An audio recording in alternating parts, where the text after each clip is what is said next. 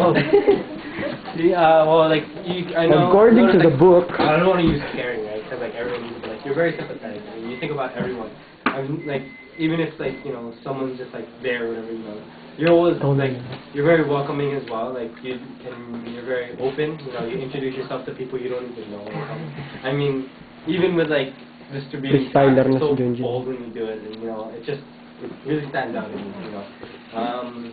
Well, you're very talented, as everyone said.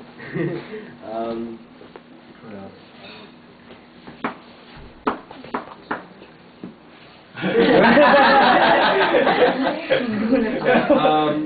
don't know, you're just a really good friend, even though, like, you know that those times when I wait for you at the table, it's actually worth it, because it's actually, you know, good having Bible study with, like, whoever we can, and, you know, it's good, you know, knowing that, even though we're late, it's for God, you know, we're going to go to Bible study, and we're there.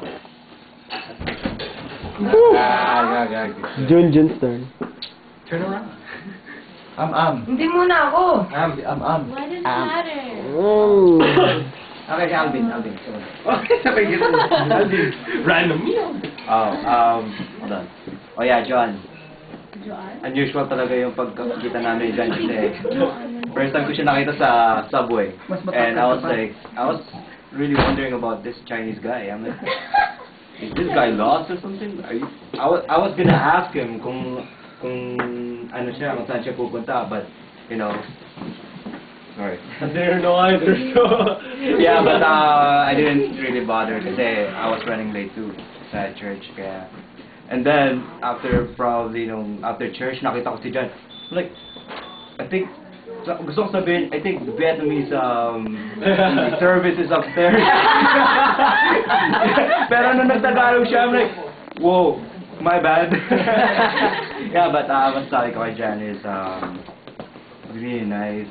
And nung in-invite ko siya sa Remember Fellowship night namin sa downtown, and talagang nakikipag-mingle siya sa everyone. And then I really liked that. I really appreciated what he really did.